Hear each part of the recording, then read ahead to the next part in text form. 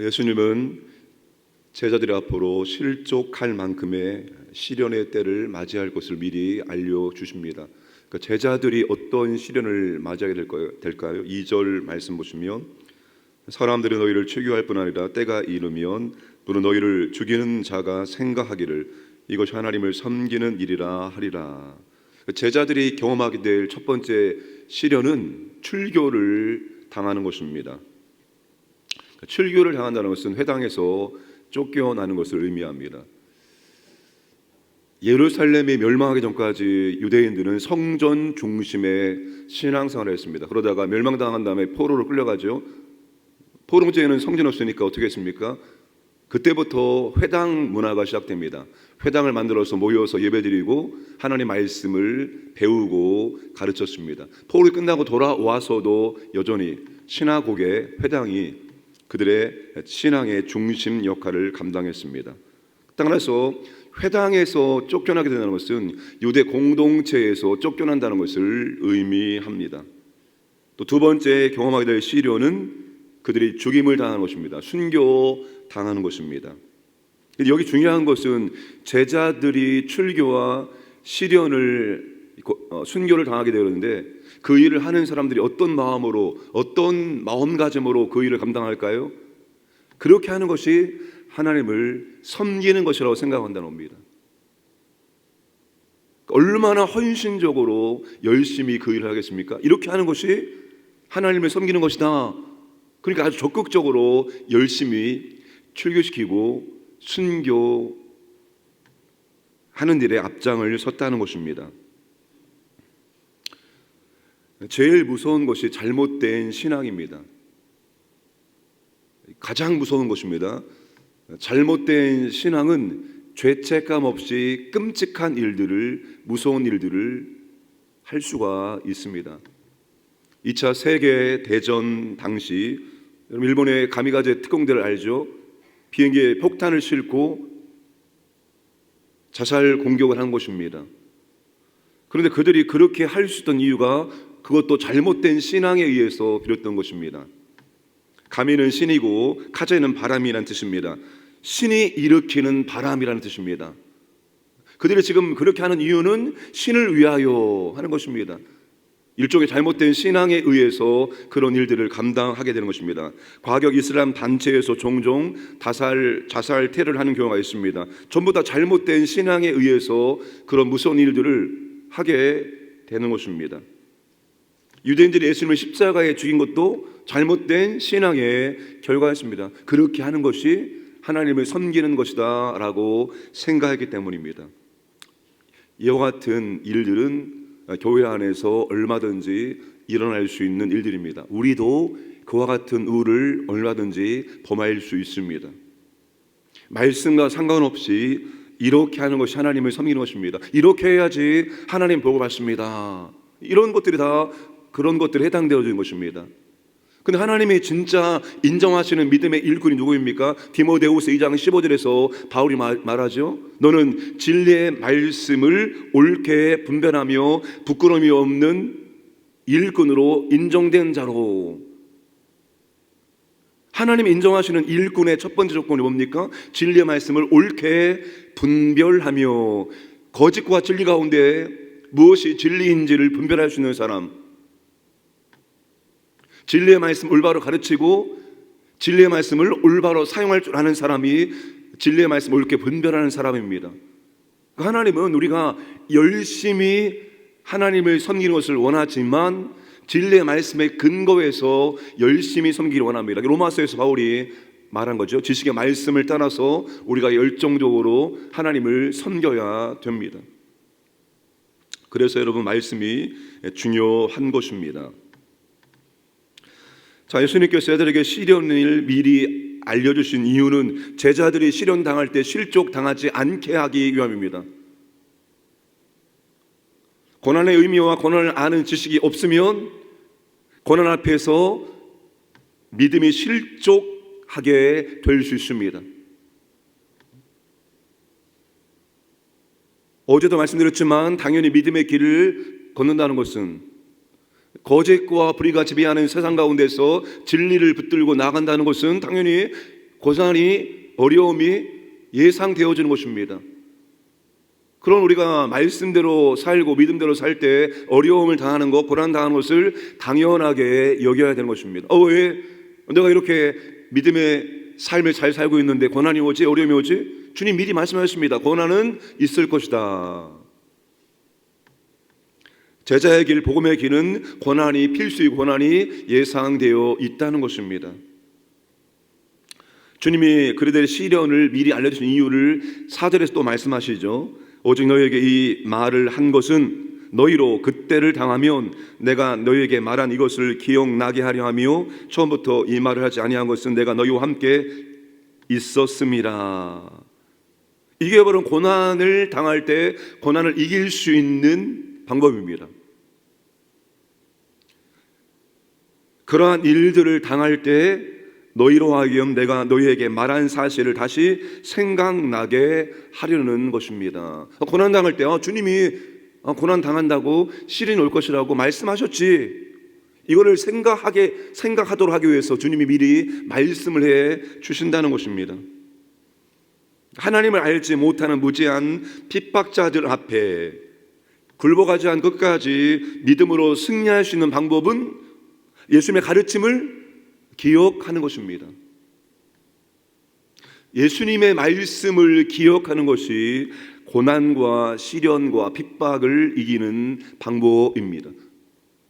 그러니까 우리가 고난을 대비해서 어려움을 대비해서 해야 될 일이 무엇일까요?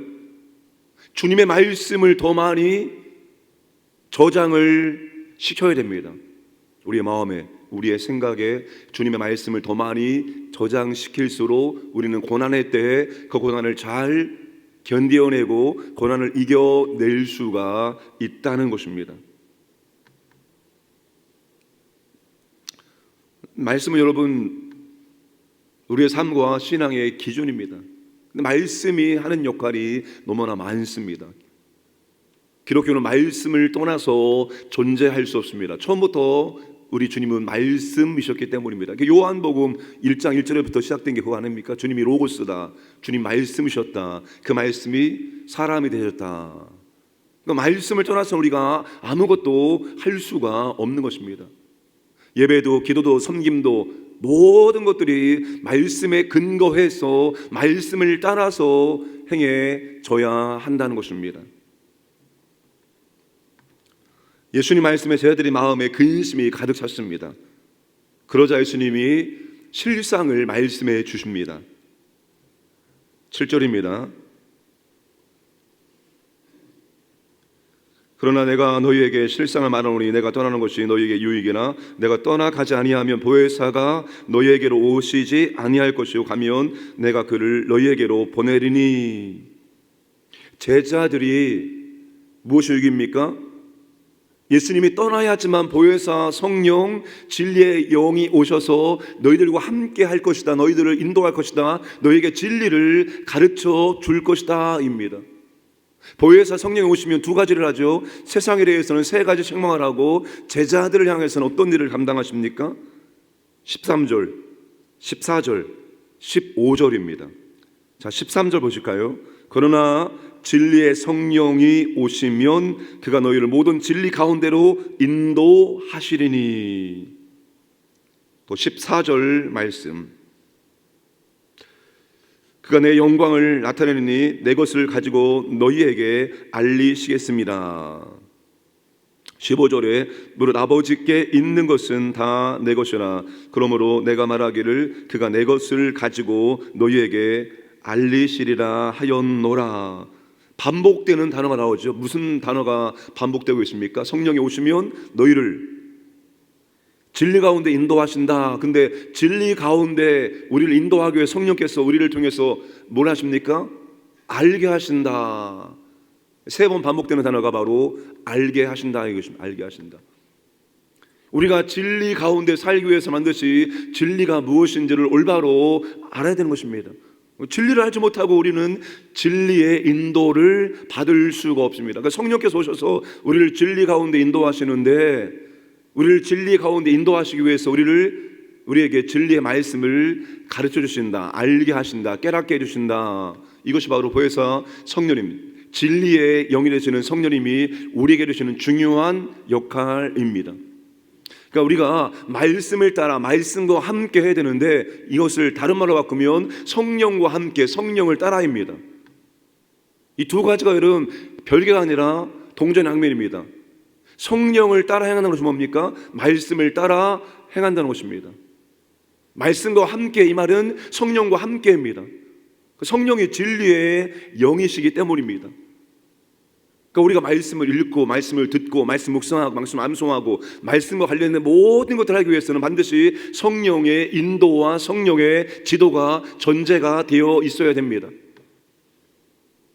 아무리 세상적인 지식이 풍성할지라도 성령의 지도와 성령의 안내를 받지 않으면 그는 진리의 말씀 옳게 깨달을 수가 없습니다. 깨달을 수 없게 되어 있습니다. 이 진리는 사람의 것이 세상의 것이 아니라 하나님으로부터 나온 것입니다. 여러분, 성경을 기록한 저자들에게 성령이 영감하심으로 말미암아서 하나님 말씀을 오류 없이 기록하게 했습니다.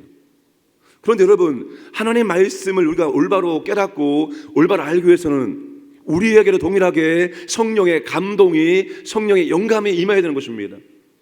아니, 기록한 사람이 성령의 영감을 통해서, 감동을 통해서 기록했다면 그 말씀을 듣고 배워야 될 사람들도 동일하게 성령의 영감이 임해야 되는 것입니다. 그래야지만 우리는 동일하게 하나님 말씀을 깨달을 수가 있는 것입니다. 그러므로 사랑하는 여러분, 오늘 우리에게 성령님이 내주하십니다. 신앙사는 성령을 따라 성령과 함께입니다. 성령과 동행하는 것입니다. 여러분이 성령이라는 단어를 복음서와 사도행전을 찾아보면 마태복음 11번 나옵니다. 마가복음 6번 나옵니다. 누가복음 조금 더 나오면 16번 나옵니다. 요한복음이 10번 나오고 사도행전이 무려 50회 나옵니다. 그 사도행전을 여러분 뭐라고 말합니까? 성령행전이라고 말합니다. 교회의 역사는 성령과 함께입니다. 교회의 역사뿐만 아니라 그 교회의 일원인 성도의 삶도 성령과 함께입니다. 예수님 영접하는 순간에 우리 안에 성령님이 들어오십니다. 성령님이 그때부터 우리와 영원토록 함께 하십니다. 우리를 지도하시고 우리를 안내하셔서 말씀을 깨닫게 하시고 말씀대로 살아갈 수 있도록, 말씀에 의해서 삶을 살고 신앙생활 할 수 있도록 지도해 주시는 분입니다. 그러므로 사랑하는 여러분, 항상 성령님과 함께 하시기를 바랍니다. 성령님과 함께. 성령님께 물어야지. 그러면 인격이신 성령님입니다. 성령님은 능력이 아니라 인격이십니다. 성령 하나님, 내 안에 내주하시는 성령님께 묻고 성령님의 지도를 받고 성령님의 안내를 받으시기 바랍니다. 이 말씀의 의미가 도대체 무엇입니까? 이 말씀을 통해서 내가 무엇을 배워야 됩니까? 이 말씀을 통해서 내가 어떻게 순종해야 됩니까? 항상 우리 안에 내주하시는 성령님께 말씀을 배우시고 그 성령님의 안내와 지도를 받으시기 바랍니다. 그때만이 우리가 고난 가운데 진리의 길로 나아갈 수 있고 고난 가운데 진리를 붙들고 승리할 수 있습니다. 오늘도 성령님과 동행하시는 복된 날 되시기를 주님의 이름으로 축복합니다. 주님 감사합니다.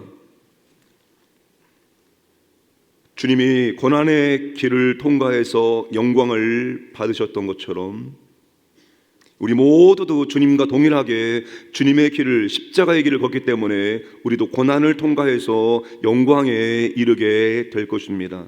주님, 우리가 이 고난의 때를 맞이할 때, 시련의 때를 맞이할 때 주님이 걸어가신 길을 기억하고 주님의 말씀을 기억할 수 있도록 은혜를 베풀어 주옵소서. 그리함으로 아버지 하나님, 우리에게 당한 고난을 잘 감당할 수 있도록, 고난 때문에 마음과 신앙이 흔들리고 실족당하지 않도록 우리를 이 은혜 가운데 인도하여 주옵소서. 우리가 하나님을 섬기되 오직 하나님 말씀을, 진리의 말씀을 옳게 분별하며 하나님을 섬길 수 있도록 인도하여 주옵소서. 우리의 삶과 우리의 신앙의 기준이 항상 하나님 말씀 될 수 있도록 인도하시고 그 말씀을 성령님을 통해서 우리가 가르침받고 인도받을 수 있도록 역사하여 주옵소서.